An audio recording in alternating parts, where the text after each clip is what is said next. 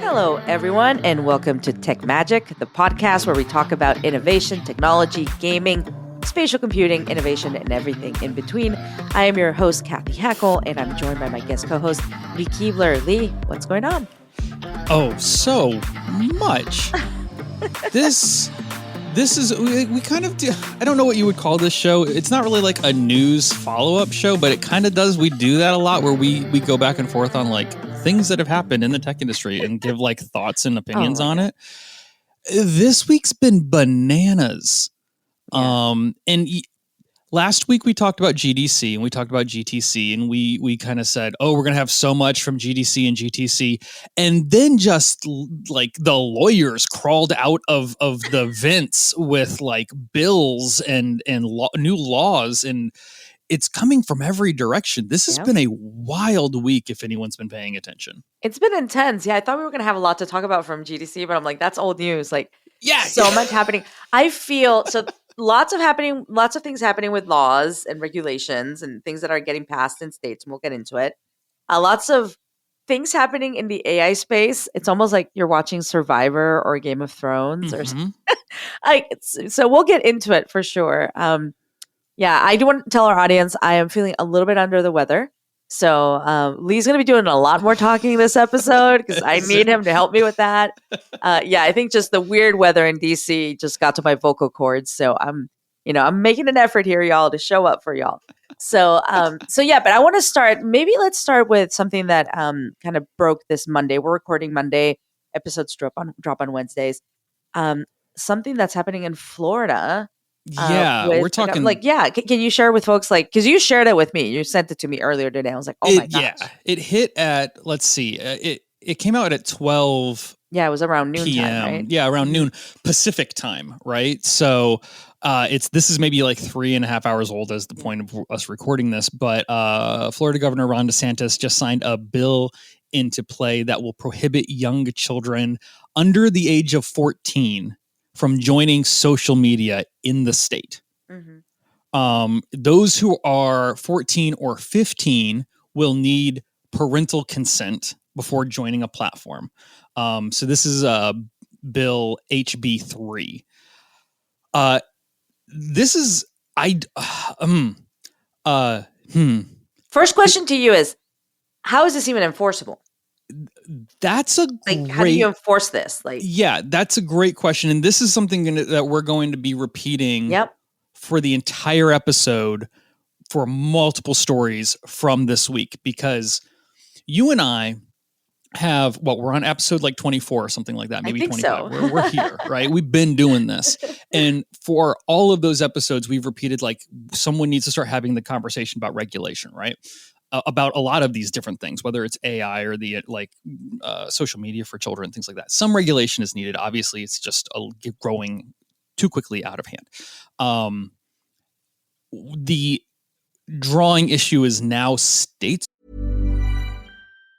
Business is booming, but you know what really helped? Xero, the accounting platform for small businesses. I used to think unpaid bills were just part of it. Ugh.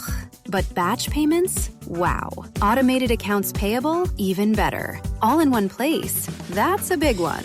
And I can keep track from my phone while I get the job done. No bills in sight. What a life. Do right by yourself and your business and search Xero for your free trial. Conditions apply. Ryan Reynolds here from Mint Mobile with a message for everyone paying big wireless way too much. Please, for the love of everything good in this world, stop. With Mint, you can get premium wireless for just $15 a month. Of course, if you enjoy overpaying, no judgments, but that's weird. Okay, one judgment. Anyway, give it a try at mintmobile.com/switch. Upfront payment of $45 for 3-month plan, equivalent to $15 per month required. Intro rate first 3 months only, then full price plan options available. Taxes and fees extra. See full terms at mintmobile.com. Blowing ad budget on metrics that look great till the CFO sees them. That's bull spend. And marketers are calling it out in Dashboard Confessions. I remember telling my boss, it'll be good for the brand, when leads were slow. Yeah, it wasn't. Cut the bull spend. LinkedIn lets you target by company, job title, and more. Advertise on LinkedIn. Spend $250 on your first campaign and get a $250 credit. Go to linkedin.com/campaign. Terms and conditions apply. are starting to pick up the momentum with different topics, and they're not the same topics in every state. So now we have this enforcement question because we start acting like the internet is local, and it's not a local thing. So I'm not entirely sure, and this is one of the big questions specifically for HB3 in Florida, is how this enforcement is going to happen. However, going through the articles, trying to piece the bill together, there are certain things that the bill immediate directs. So it tells social media that the companies have to delete existing accounts for those who are under 14. So if they are residents of Florida, I guess that's like, how do you, because that's the thing. It's like, what if they're traveling out to the state? Like what, like, I don't know. Like, it's confusing to me. Like, how do you even determine? Totally confusing, right? Like I'm not entirely sure. Logic would dictate that it would be for those in the state. However, as a Florida native, I will confirm that logic is not our strongest feature. So I don't know. Companies that don't do this could be sued on behalf of the child. On behalf of the child? Yes. Okay. Who creates the account, which would mean that the minor could be awarded up to $10,000 in damages. This is according to the bill. Companies found to be in violation of the law could also be liable up to $50,000 per violation, as well as attorney fees and court costs. Gosh, okay. So this is really quite something. Now, here's the first thing. The internet's immediate reaction is this is a First Amendment issue, and they're going to bring that issue up. Oh, that's going to go to the Supreme Court, I'm sure, possibly. Maybe not. Who knows? Who knows? It could go to the Supreme Court. Who knows, right? I don't know. Yeah. They choose whatever they want. But it's not really a First Amendment issue. And I know that doesn't. Is it it's not even a 230 issue then. I don't know. I don't. It's a service distribution issue. If I'm reading it correctly, right? So they're not dissuading people from saying certain things. There's nothing brought in on like this is good language, this is bad language. Is there anything in it about advertising to children? Like, is there a COPA? No, it is a straight up. If you are under the age of 14, you do not have access to social media. Okay. Now, what I cannot figure out, and again, I've had all but 2 hours to really look into this, is what constitutes as social media. That's another can of worms. Like, right. know? So like, if it's Discord, there's a big problem because a lot of kids use Discord to play on Roblox. Is it Roblox? Is Roblox considered social media? Oh, that's a LinkedIn post right there. Right. What is social media? Like, to me, like when I watch my kids play like in Roblox, even Minecraft, it's almost like a social, like their version of a social network in some ways. So I'm not entirely sure what constitutes a social media. And I'm not entirely sure that the people who wrote the law have thought that deeply into it, right? This is more of a reactionary of like the whole grilling that everyone from TikTok and Twitter or X and Meta had in front of the House a couple of months ago, right? Like this is all kind of coming to head from that. Now, it'll be challenged. Like this is not immediately going into law. NetChoice has already said that they'll challenge it. I don't actually agree with how they're challenging it, at least out the gate, because they're the ones who are kind of like hinting that this is a First Amendment issue. That doesn't probably carry water, but if they can make the debate, like great, they can make the debate. But I can imagine the Metas of the world, like they're all going to challenge this. Like the lobbyists are heading straight to do this. Yeah. I will say this, Lee, as a parent, I personally, and most people that listen to this, like I'm super strict with my kids in technology. Mm-hmm. My kids do not have social media. Like I do not allow them on social media. The first thing my daughter has gotten is Pinterest. That's it. Well, how you're starting on traditional social media, right? See, there we go. It's all the devil is in the details, right? And the argument can be made and won all the way to is email social media, right? Like because we don't have a firm grasp on this wishy-washy term. Yeah. So I don't know.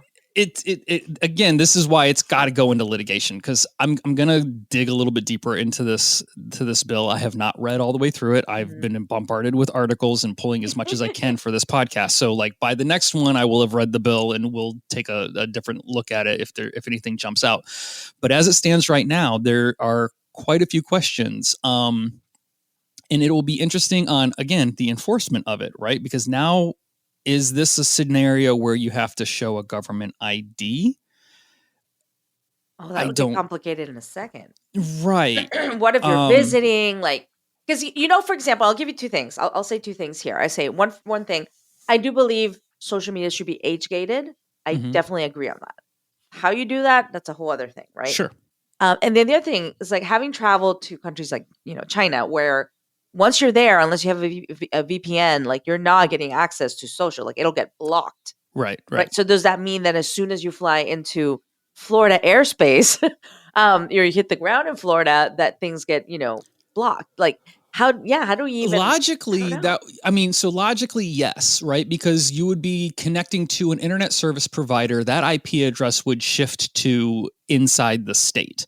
Now, the only ways, and we're getting in a nitty gritty where like, I don't honestly think anyone would like police this, but if you're standing like at the state line and your cell phone connects to a 5G tower in Alabama, like, okay, whatever, or Georgia, like it's fine.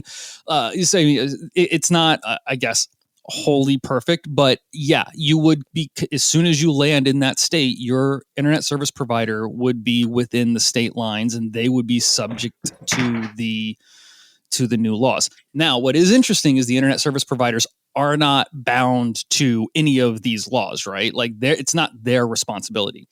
It's not even the person's responsibility who is setting up the account, which that surprised me because that's going to get into what's going on in Tennessee in a little bit. Mm-hmm.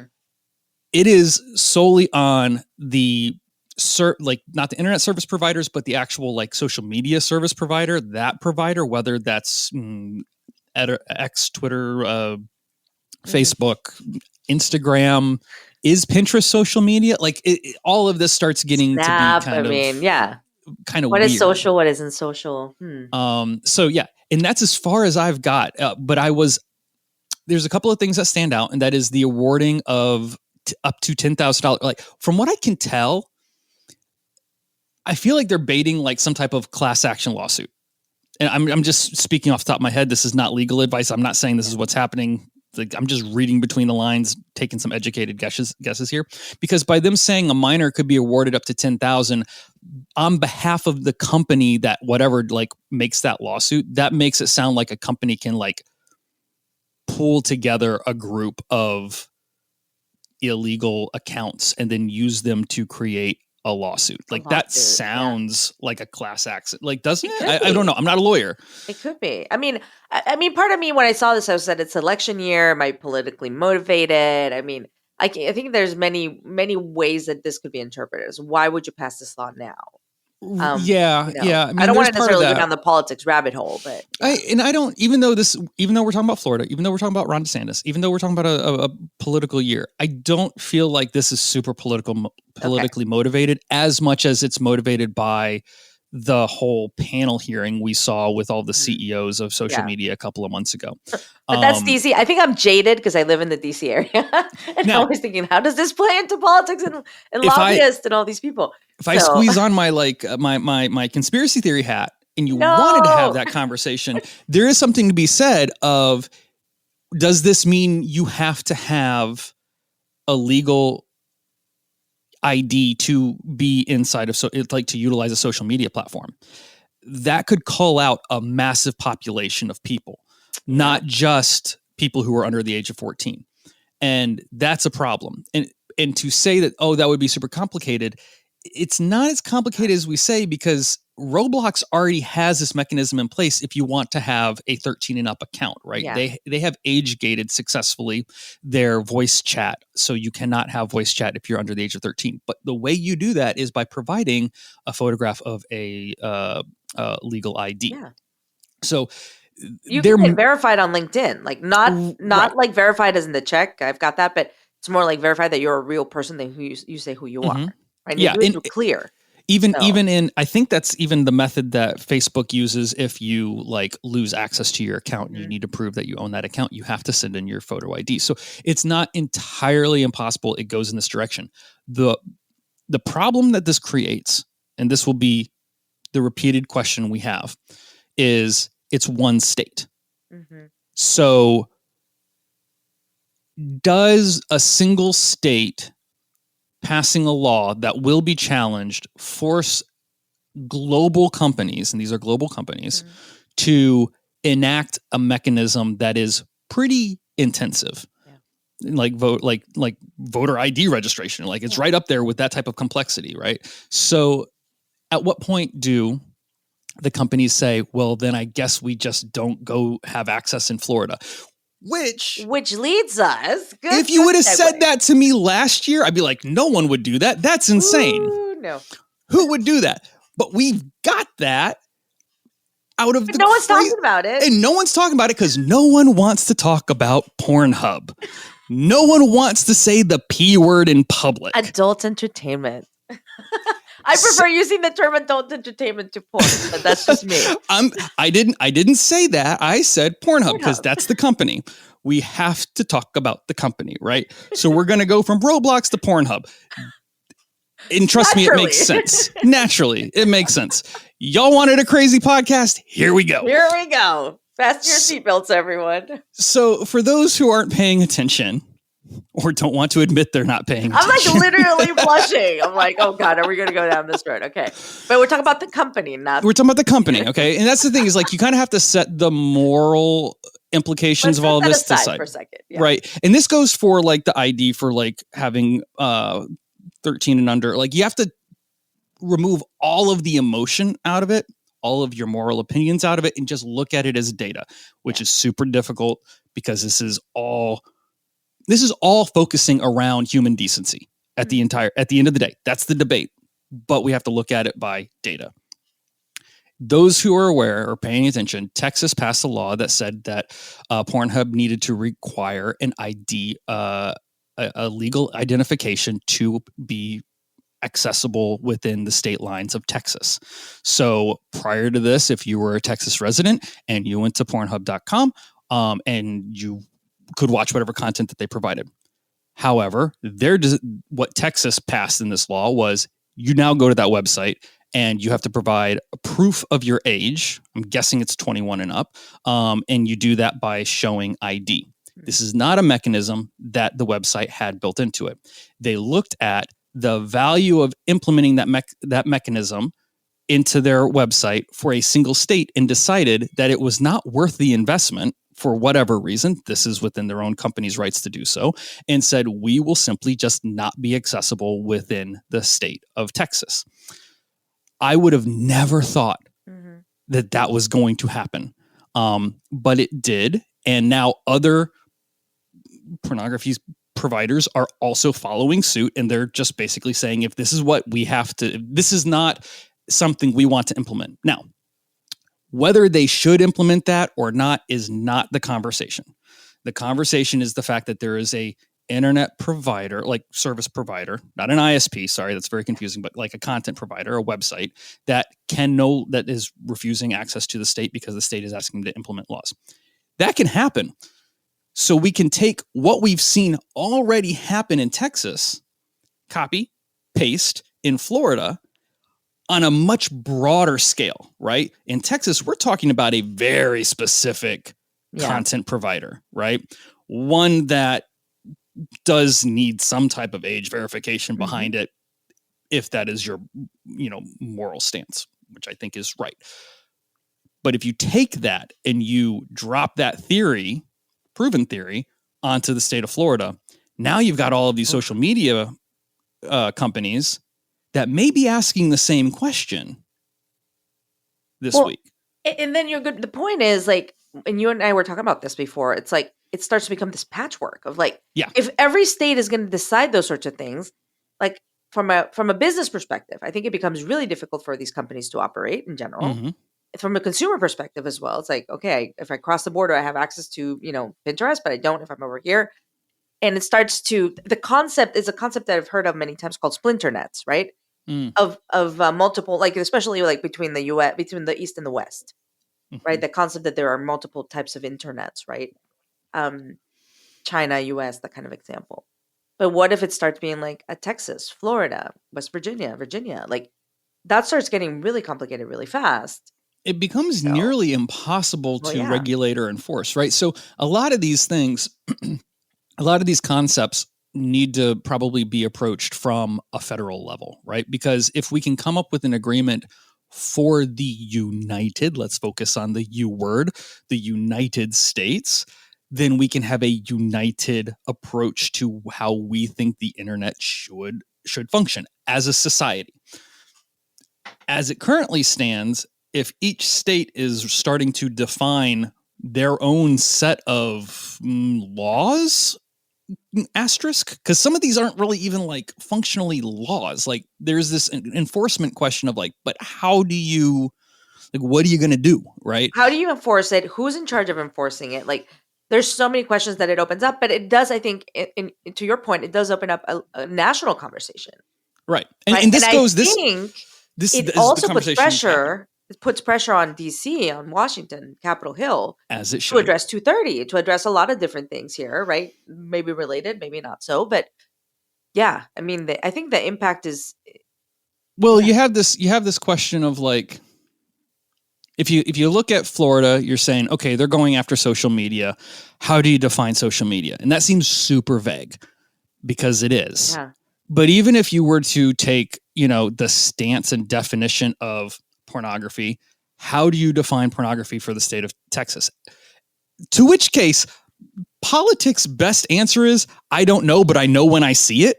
Like that was the question that was brought up. Well, that's interesting. I'll push back on that because my friend Cindy Gallup, who's an amazing woman, she's the Michael Bay of business, and people can figure out why she calls herself that. I'm not gonna say, but she's actually raising funds right now for her company, which is called Make Love Not Porn, and it's more like it's a different type of content, right? It's not pornographic, like like what that means. So it's like, do you really recognize it when you see it? I think that brings up another question, maybe not a question we want to deal with in this podcast, but I think like, how does that affect someone like Cindy, who's trying to create something completely different, that is more female led in some ways, that is looking more at sex tech? Like, I think that there's a whole other conversation there of how it could impact maybe some of the things that are being created that are not necessarily porn. But anyway. And again, these are the gray areas that state laws seem to be able to easily glaze over and get passed, whereas a federal law needs to actually have a little bit more of a implications to like, how do you make this functional for everybody? So before we go to a break, we might as well just jump into Tennessee. All right. Before we jump into Tennessee, okay, I want to mention, because this is, I think, aligned, because now we're going to jump into AI, right? Yes. Into what's happening with AI regulation. So a few things that people might have noticed, and I think we mentioned it, the EU passing the AI Act that finally passed, not with as many teeth as we wanted to see, but still passed. That's great. We've applauded Europe and being ahead of the game. Then you've got the UN. Yeah, I was going to say the UN General Assembly. Yeah, UN General Assembly took up AI and has agreed on a landmark resolution for AI. So those are bigger, right? Those are like the EU, the UN. Like I would expect them to do these sorts of things. Yes. But now, looking at what's happening in Tennessee, and I shared this with you, and then you dug deep. Like you went all into it. It's called the ELVIS Act. So I'm going to let you talk about it because you're a lot closer to it than I am. Yeah. So the ELVIS Act, oh man. What a good name. It stands for the Ensuring Likeness, Voice, and Image Security Act. Whoever came up with this acronym, like applause to you. That's incredible. To me, there is this deep-seated level of irony because Elvis is one of the most impersonated artists of all time. And so like to name an act that is saying you cannot digitally recreate somebody after Elvis is a little on the nose. So, but I like things that are easy to understand like that. And really, like, I'm not a big acronym fan, but good grief, the Elvis Act is The just, Elvis Act. I was it like, could only come out of really? Tennessee. Out And of Tennessee, and you've got to really. I mean, you spent time in Music City. Spent time. I mean, no, I lived in Nashville for 12 to 15 years. Oh, I don't wow. actually know. I was there for most of my career. And so I'm Nashvilleian through and through. I was there before ABC turned a show out of it and ruined it with all of the tourism. I was there before the bar cars and the bachelorette parties. And, there's this underlying idea that if you live through the 2010 flood, then like you get your Tennessee pass. So I lived there for a really long time, all that to say. And so that's what got my attention when I read this. So Governor Bill Lee signed in the Elvis Act into law last Thursday to be exact. The whole idea behind this act is to ensure that an artist's likeness, visually or sonically, voice creation, cannot be created out of AI and falsely attributed to them. Let me start by saying I fully am on board with what this law is trying to accomplish. But oh my goodness, this has got so many gaps in it that are not defined that it makes my head spin. This is a 3-page, like quadruple spaced bill. If I were to write it myself, open up a Google Doc. Literally, that's how I feel. It's so small, and it doesn't. Bills don't define how things are enforced. Yeah. I mean, I get that. Although, funny enough, the HB3 from Florida did actually throw some numbers of what fines could look like. I didn't expect to see that. Normally, bills don't go into enforcement that specifically. This one definitely doesn't, because that's what lawyers are for. Like, they take it to the court and then they go for damages. So it was weird to see that type of thing in HB3. But this is HB, let me see if I remember the number, 2091. It's the Elvis Act. It's the Elvis Act. And so really what it does a handful of things. It adds the term simulation to the concept of voice and image. So they are defining that a voice can be simulated and an image of a person can be simulated, and says that it infringes on their likeness and their rights if it is utilized to basically make content as if it were that person. Totally fine. No explanation on how to enforce this. No explanation of what this will actually do. There are people who make the argument of like, at least it's something to get the ball rolling, but it depends on what hill you're going to roll it down, because it could just smash into a town and you don't realize it's coming. Yeah. So this goes, I had no expectation to talk about Florida or what was going on over there until like 3 hours ago. So it's just wild that all this is coming together. Yeah. This is the exact same question that what Texas has brought up, where Pornhub is no longer available in Texas and other websites are starting to follow suit. There is a mechanism behind this Elvis Act that could lead to Spotify and SoundCloud or whatever other, music distribution platforms, YouTube for that matter, not being available in a state whose entertainment sector relies on it for its content. Like, there's a level of irony here that could come to, I'm not saying that's what's going to happen. I'm just saying, no, but that's a possibility. It's a possibility at it from that perspective. Definitely a possibility. What the bill assumes is that they know who's making the infringement. The bill assumes this, and it's a wildly crazy assumption. It's not an amendment, but it reads like an amendment. And if you read the bill, you'll kind of walk away going, wait, so isn't this an amendment? But it's not, because it changes some terminology and it adds some teeth to the protection of it all. But it assumes that you actually know who the perpetrator is, who created the AI and is now profiting off of it. And that is an assumption that in 2024, you just can't make. Yeah, it's a fallacy. No one really, Yeah. So if, let's say hypothetically, someone goes and makes a crazy Dolly Parton AI based song that had nothing to do with Dolly, they made a AI music video with Sora in a couple of years, and it's got an AI voice and AI generated lyrics. The whole thing's AI. You got AI Dolly. Mm-hmm. which I hope I don't see because I'm a big Dolly fan. That's why I'm utilizing this as an example. You should have chosen someone else. No, I'm using this to get people to understand and listen. We're talking about Dolly here. Yeah, okay? She's a national treasure. and they get this song to do something horrible. Okay, Dolly Parton should be protected from happening. The way the bill reads is then, okay, there will be a legal action and the person who does this will be brought to, terms about, breaking this law. Even if you're out of state, that can still happen, right? If you're on the other side of the state line and you do this, they will find you and I guess give you a subpoena or whatever, you get a warrant and okay, that's fine. But what if you did it through a VPN, through a fake name on a fake account? That person cannot be found, right? Like that person is officially off the grid. There's tons of this crap all over the internet. There are tons of these fake accounts all over the internet.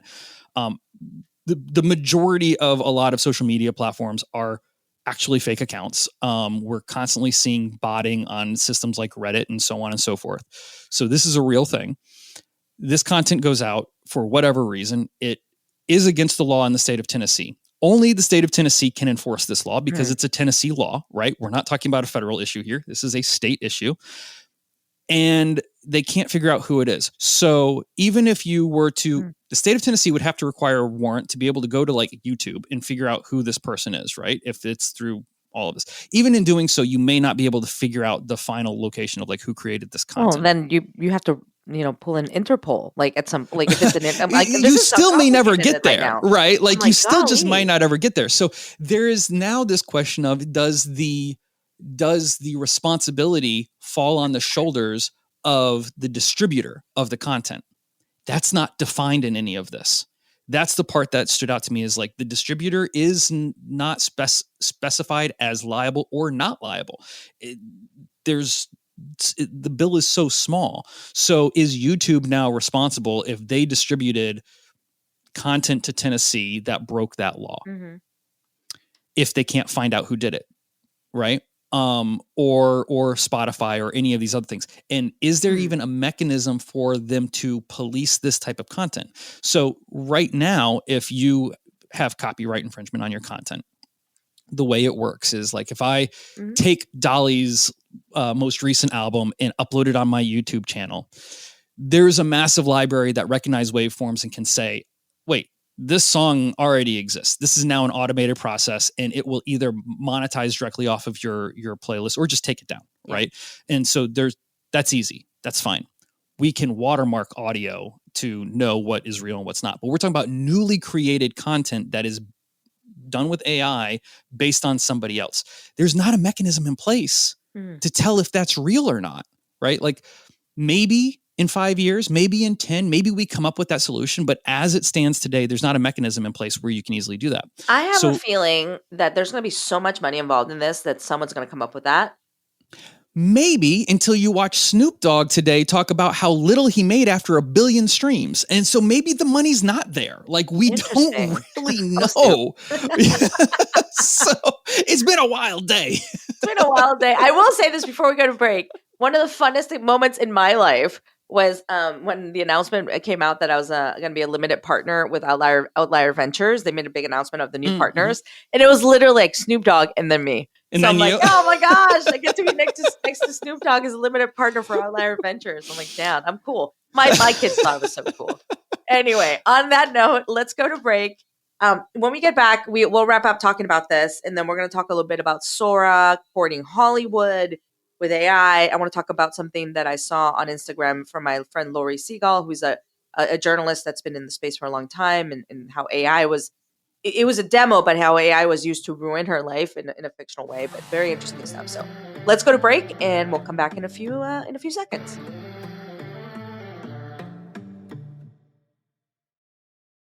This message is brought to you by Warner Brothers Discovery Advertising. And this is more than an ad. This is an invitation to be part of the stories the world can't stop watching, to connect with moments that dominate the conversation, to participate in culture, not just advertise around it. With the most sought-after IP, passionate audiences, and an advanced AI-powered foundation, WBD advertising transforms attention into influence and impressions into outcomes. This is innovation. This is impact. This is opportunity. This is Warner Brothers Discovery Advertising. Visit advertising.wbd.com to learn more. Are your ad campaigns lighting up the dashboard, but not the pipeline? That's bull spend, and marketers are calling it out in Dashboard Confessions. My boss asked for results, so I opened my dashboard for the only positive-sounding metric I had: impressions. Cut the bull spend. See revenue, not just reach. LinkedIn delivers the highest return on ad spend of major ad networks. Advertise on LinkedIn. Spend $250 on your first campaign and get a $250 credit. Go to linkedin.com/campaign. Terms and conditions apply. Business is booming. But you know what really helped? Zero. The accounting platform for small businesses. I used to think spreadsheets were just part of it. Ugh. But real-time cash flow? Wow. Invoices that chase themselves? Even better. Books that automate? That's a big one. And I can keep track from my phone while I get the job done. No spreadsheet in sight. What a life. Do right by yourself and your business and search XERO for your free trial. Conditions apply. Business is booming. But you know what really helped? Zero. The accounting platform for small businesses. I used to think unpaid bills were just part of it. Ugh. But batch payments? Wow. Automated accounts payable? Even better. All in one place. That's a big one. And I can keep track from my phone while I get the job done. No bills in sight. What a life. Do right by yourself and your business and search XERO for your free trial. Conditions apply.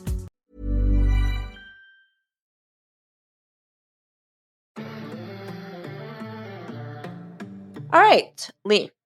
Mm-hmm. Any other thoughts around all this stuff that's happening in AI? Maybe I don't know. It's just got to go to a federal level at some point. Yeah. We need to get away from this state model of law and look at, and oh my goodness, I'm going to get it for this. But we really, whether the states want to admit it or not, on some level, regulation over this type of content has to be considered like as if the internet were a utility. I was a big fan of that push in 2015. Okay. We didn't win that argument. That's fine. I can move on from that. But this is kind of the hint towards an I told you so.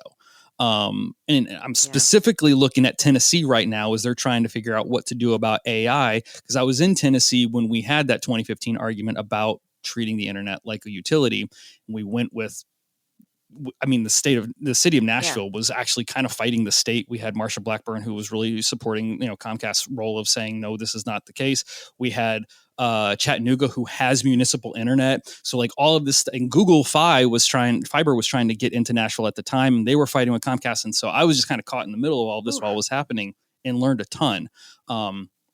We didn't win that. Yeah. This is part of the argument for that is like, if you want enforceable regulation, you want to be able to tell where the pipes are going. Someone's got to be able to look at that and make those decisions. This level of decision should probably happen on a federal level, because I don't know how one tiny little state does this. I don't. I'm not very hopeful. I'm not very hopeful there on the federal level, but who knows? Maybe it will change. Now, if it were California, as we're going to get into talking about AI, there is kind of like the California effect because the state is just so big. Yeah. That what is it, like the fifth largest economy in the world or something like that? It's ridiculous, massive, right? And so like if California wanted to, and they probably will start enacting some state-based AI laws, which is kind of what we're getting into in this next segment. Now we might have enough for it to actually make sense to go to a federal level because when it comes to this type of stuff, as California goes, so does the nation. It's like Ohio during the vote season. So I want to move to something, related, but a little bit different and still AI. I feel like it's what it is. It is what it is. Like, let's just go. Inflection, everything that's happening with Microsoft and bringing the Inflection CEO over to Microsoft. Very, very kind of weird news happening. Then this one's, I think, a little bit more interesting was Stability AI, their CEO stepping down, saying that he is going to go dedicate himself to decentralized AI and how he believes that's the future. So what are your thoughts what are your thoughts around that, around decentralized AI? And what does it even mean? Like, maybe explain. You are so fishing right now. You are fishing in the pond. Okay, so fine. So the deal is this, and I've talked about this before. For the last couple of years, I've been working on a novel, and I've adamantly refused to talk about this novel on the show other than the fact that it was happening. The fact of the matter is the novel's based around the concept of what happens if you decentralize AI. That is the core crux of the question. And it's a science fiction novel. It takes place in 2028, so not that far into the future. The near future, based on the concept of what can go wrong when you start decentralizing artificial intelligence. That's as far as I'm going to go with that. No, you don't need to go any further. I don't want you to spill the tea. But what are your feelings around decentralized AI? Like, it depends on what it does, right? So who does it? Does it depend on who does it as well? No. Well, it's decentralized. I mean, obviously. Right. That's kind of the problem with the concept of decentralizing AI is you lose control of it. Mm-hmm. Now we're not talking like, well, you could be looking at a Skynet style, although let's hope not. Technically, Skynet was a closed. One of the talks at South by Southwest had a picture of Smokey the Bear, and the slide said, "Only you can prevent Skynet." I thought that was fantastic. But yes, in this particular case, when you start looking at the concept of decentralizing it, and so this goes into pieces of technology that came out kind of during the heyday of 2016. Bitcoin, cryptocurrency, blockchain, everyone was being distracted, but the IPFS network is something I'm a massive fan of, and I'm also completely terrified of it. This is the concept of being able to take content and distribute it through a decentralized network so that it is shared by a lot of systems and then recompiled. Really nerdy, I get it, but it allows for us to ship software that is basically nothing, very lightweight, and then it compiles on load. Brilliant stuff. I geek out over it all the time. If you start adding AI to this mix, which kind of seems like what this guy's talking about, it could get hairy because once you let that genie out of the bottle, it's just kind of out there, right? It lives in different parts of the internet on different pieces of devices that may or may not even know that it has it. And we're not talking science fiction. This is just how these type of networks function. So I don't know. It depends on what he could just be using buzzwords to say he's moving on to something else and there's nothing behind it, or this could be money will follow him. I have a feeling billions of dollars are going to follow him. If the money follows, the tech will grow. And that's the truth. So we'll see. And really it's kind of interesting because Stability AI has not garnered the press and attention as ChatGPT, OpenAI, or even like Bard or Gemini at Google have gotten, or Mistral, like some of the other players.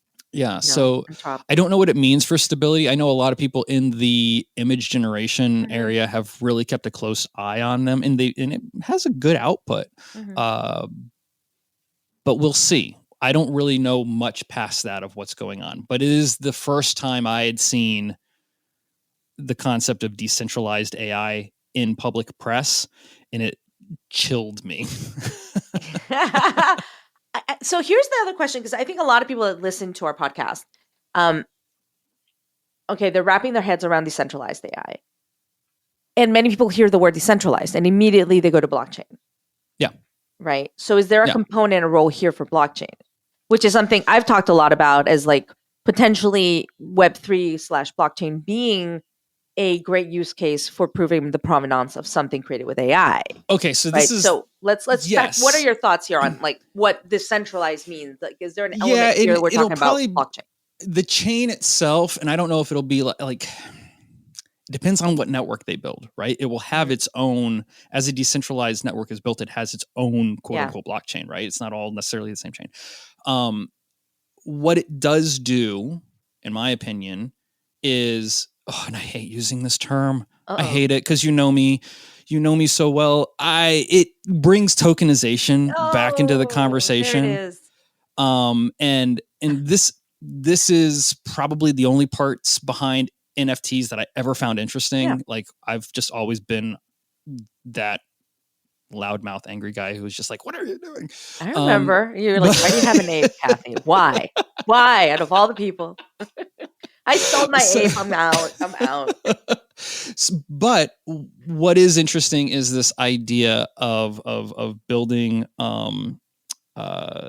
basically a manifest that says where all of these assets live, right? And this is kind of how the IPFS network, the Interplanetary File System. Yes, it is the geekiest name in the world, but it is a decentralized network for hosting. Yeah, I like that. It does create like this manifest where it says where all of these little shards of pieces live, and then puts a 3D object or whatever that digital asset, could be a song, could be whatever file, back together.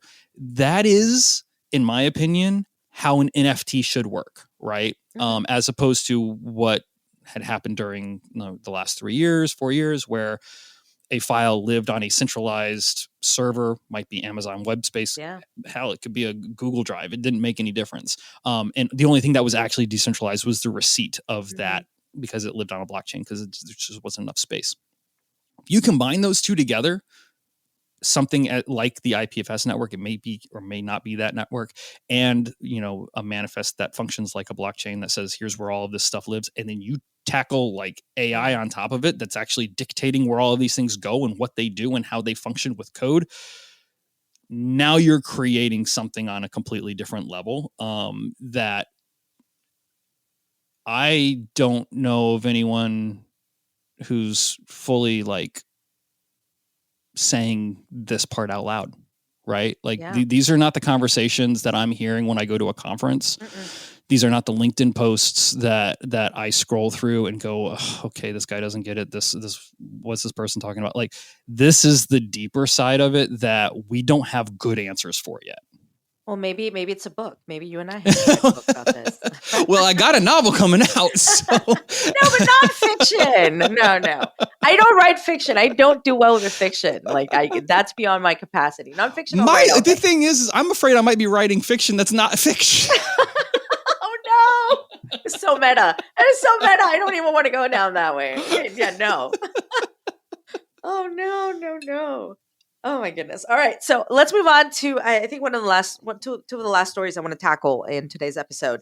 OpenAI is apparently going to Hollywood and courting the Hollywood types to be able to use Sora. They're starting to kind of give access to a few directors, producers, some artists. What do you think? So here's an interesting thing I'll tell you. I had a great conversation last week and I got asked, well, do you think it's going to replace all type of video? And I said, well, right now, I don't think it has the capacity or the compute power to create a whole 2-hour movie. Like that would, the amount of compute power required to do that and for it to actually have a storyline and like everything, like a movie as we understand it, like a Scorsese movie, right? I don't think it has the capacity to do something like that. At least not yet. It doesn't have the compute power. Will it be able to create 30-second ads and commercials? In a, our Under Armour did something. It wasn't great necessarily, but I'm like, yeah, the 20-second, 15-second, 30-second commercial, I could see it being used for something like that. It might create something like that. Like, I don't know, like a 2-hour, 3-hour plus full feature film. I don't think it can do that. And the capacity, like it just doesn't have the compute power to be able to do that. And weave the storylines in a way where we're used to the story being told a certain way. Yeah. I don't think that it's there. So like people that think that this is going to replace movies immediately are completely wrong in my perspective. 30-second ads. Yes, I could see that happen in the next, year or two. Okay. So a big part of it is this, and this is again, the boring part no one ever wants to really talk about is the traffic, right? Traffic is a problem. Pipeline is a problem. We had a show back in the early, first 5 or 6 shows that we did where I was arguing the fact that when using ChatGPT, even as a paid subscriber, I wasn't always getting the same priority of my query, right? So I would put something in and it would give me bad information because it didn't deem it valuable enough to spend the computing power to solve. To which case, if you bribed it, it would start spending more computing power and solve your problem, faster. Motivation. It's motivation. So there is this issue about the actual computing power it takes to generate this content. That level of computation does not live on your computer, right? I think this is where a lot of people who don't understand AI, they open up ChatGPT, they see that they can make an image. Your computer, the thing you were sitting in front of, did not make that image, right? That sent out to a server, and on some remote server for what most people would call the cloud, a computer world, and spit out this image and then sent it back to you. It's why it happens in an app. It's why it happens on your phone. It's why it's got to reach out and have internet connection to do any of this stuff. You start getting into video creation and that level of content creation, it's a lot of heavy lifting. So the people that we have to listen to are not OpenAI. You have to look at the servers that are going to be running this system. Like cloud computing companies. It's your cloud. Now, it could be Microsoft with Azure. You know, it could be AWS. It could be, you know, Google has its own Cloud, system as well, you know, and they're all trying to like solve this. But the more you bombard it with these large, heavier queries, no matter what you're paying, you are now getting in line to get a solution added. So those are the things that we don't know about Sora yet, because it's a lot of computational power that's taking to create something like this. So you factor that in along with everyone else who's trying to make it and just trying to play with it and trying to do, you know, funny little things. Will you be able to use it in a scene? Yeah, probably. Are you making an entire movie out of it? I can't make an image the first time. Right. I have fought for like an hour with ChatGPT just to get it to spit out the image that I want to see without text written on it. Right. Forget getting it to spit out text. Yes, it'll all get better in time, but I think you're being too generous with your timeline. I'm looking at like 5-10 years. Really? For a 30-second ad? Well, I guess. Yeah. We'll have to see. But I do think like people that are thinking that this is going to replace movies in like a year. I'm like, no, there's not enough compute power. Like even with NVIDIA's new, you know, Blackwell or whatever it's called. Like, no, guys, like seriously, let's take a step back. Well, quantum.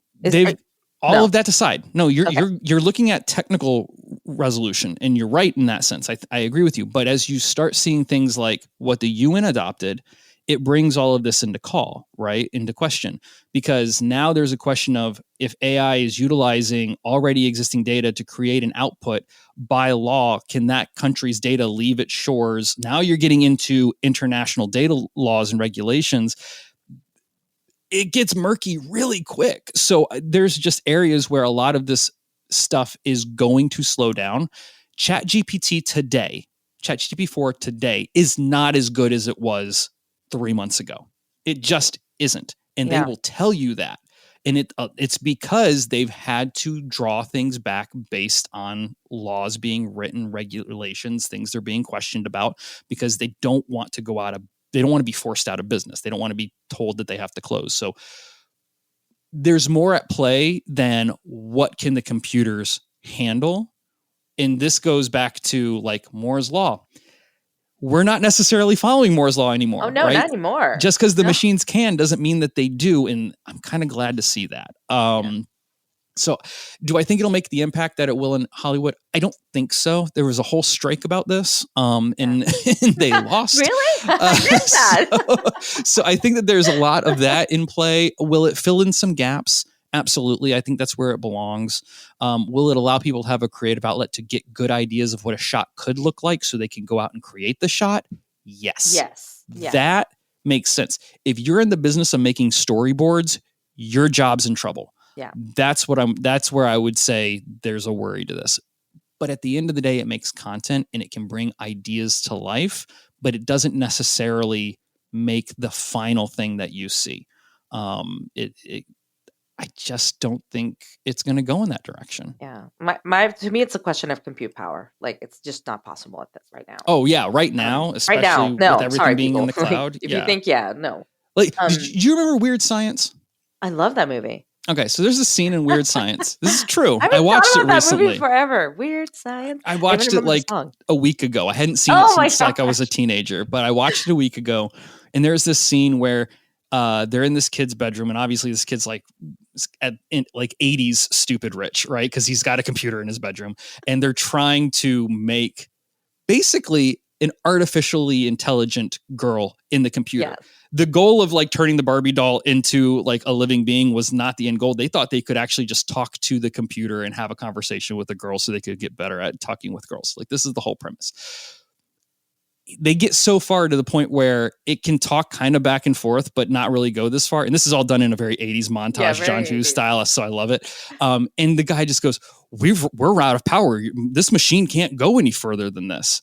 So what do? They take a telephone, they put it on a modem, and they computer hack into like DARPA or some nonsense to offload the computational power so that they can have a stronger version of artificial intelligence. This is weird science 1985, but that is exactly what's happening right now, right? In 2024. Gosh, that's brilliant. That's brilliant. Oh, I'm going to have to go watch it again. Yep. Oh my god. It's like a 30-second clip that goes into a music 80s montage as then the lightning strikes and then like the little Barbie girl comes to life and like then you know. Oh, that's fantastic. Yeah, well, I remember the premise of the movie, but I'm gonna have to go back. That and watch scene caught me off guard so hardcore because I was just like, yes, that's exactly what's going on right now. What's going on right now. I love it. So before we wrap up, I do want to give a big shout out to Lori Segal. She's an amazing journalist. She's interviewed a lot of tech executives. She's been an amazing reporter at CNN. She was at 60 Minutes. I mean, just brilliant. She runs Mostly Human Media now. And I attended her event at South by Southwest. She actually just put out some information on, it was a demo at an event here in DC with the Center for Humane Technology, where they used AI to kind of, basically they said to AI, can you create a fictional world where you can ruin Lori Segal's life? And it came up with tweets, stories, like it just did a whole world building exercise. And seeing her on stage just kind of like, just feeling ashamed of something that wasn't even her, right? But the power that this technology could have to ruin lives, ruin reputations, and, you know, beyond just like the, you know, the images of Taylor Swift, the AI images of Taylor Swift, in you know, sexually explicit images. I think this was more about kind of how could you even use this to like ruin someone's reputation? I saw an article like pop up today that said that there's like 4,000 celebrities who have got deep fake pornography issues right now. Yes, a lot of them open do. cases. A lot of them do, and they go through DC to try to lobby against things. Sinead Bobel, who's also a fantastic futurist, a person that I think is fascinating. She's also doing a lot of work for that, but there's a certain law that wants to, I think is it AOC? Can't remember. There's someone that has a law that they want to put through to prevent deepfake porn, stuff like that. So we'll have to see. But Lori's work, I think I want to commend her, and I'm going to include a couple links on what she experienced and how she's making sense of it, and how, you know, she says even in the coverage she's done, like she's a guinea pig for a lot of this, to show what could happen. But like literally it's like the AI creates this whole story on her having an affair with Mark Zuckerberg, which is not true. This is not real. It creates images of her, like all these sorts of things. It even used her voice to create a leaked voice message of her telling Mark that she didn't want people to know about the relationship. Like the whole thing, like it does this whole world building exercise, which was just scary AF, like super scary. I feel like we need to end on a little bit more of a positive note, because this has been a whirlwind of a show. Debbie Downers over here. No, it's just like this is reality check, y'all. This is the reality check for it. So what do you do about it? Mm-hmm. What you can do right now is talk to people. You actually have to talk to people. Yeah. Don't just rely on your social media to bounce ideas and reshare and retweet. Do all that stuff, but actually pick up the phone. I'm speaking to a younger generation right now. Make an actual phone call, talk to people, because these type of things are starting to boil into AI created scams. And so like you just having dialogue with people and communicating and growing a community that is not necessarily only online is such a paramount, I think, necessity for the survival of our sanity at this point. Kathy, you and I do a lot of our corresponding online, but we have a phone call where I actually hear you on the phone, right? Like you're in my favorites list. I don't know if you knew that, because we talked so much. It was like favorites. Okay, it's one of my favorite people. I think that's the part that's missing. And don't freak out about it. Get involved. Like one, educate. Educate by reading the bills that are getting passed. That is something that I learned years ago. It's real easy to just get freaked out and think, this headline said this, so it means this. Chances are whoever read that headline, if it's even a person, didn't actually read the bill. Go read the bills, calm yourself down, find the holes, find the gaps, and then go talk to your representatives and say, have you thought about this? Because they're available for those conversations. The article I wrote on LinkedIn led to conversations with people who are in the legal process in the state of Tennessee when I wrote about the ELVIS Act. Everybody has a perspective and a voice. Start utilizing it, and I think it'll be fine. I do. I hope so. I have to think it'll be fine. All right. Well, Lee, thank you for another great episode. I mean, I feel like the episodes just keep getting, the conversation just keeps getting deeper, more, I don't know. This is really good. I'm excited. This has been a good podcast. So I love it. I love it. Little Debbie Downer-ish, but hey, we're good. We're good. So, all right. Well, thanks to everyone for listening to Tech Magic. Come for the tech, stay for the magic. We are always thrilled for you to join us, and we'll be back next week.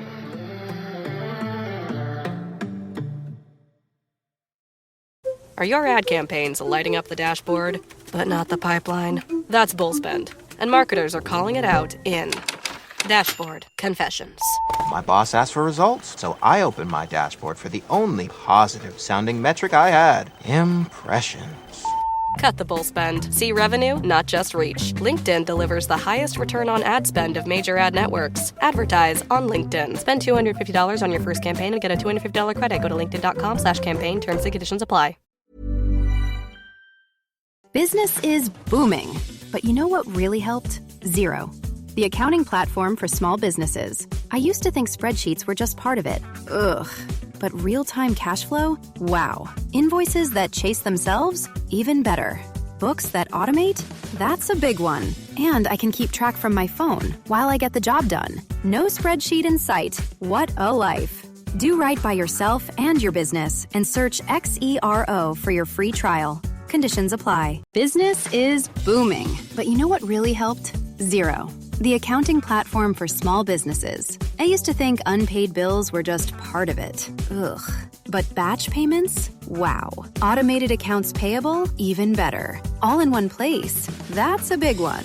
And I can keep track from my phone while I get the job done. No bills in sight. What a life. Do right by yourself and your business and search XERO for your free trial. Conditions apply.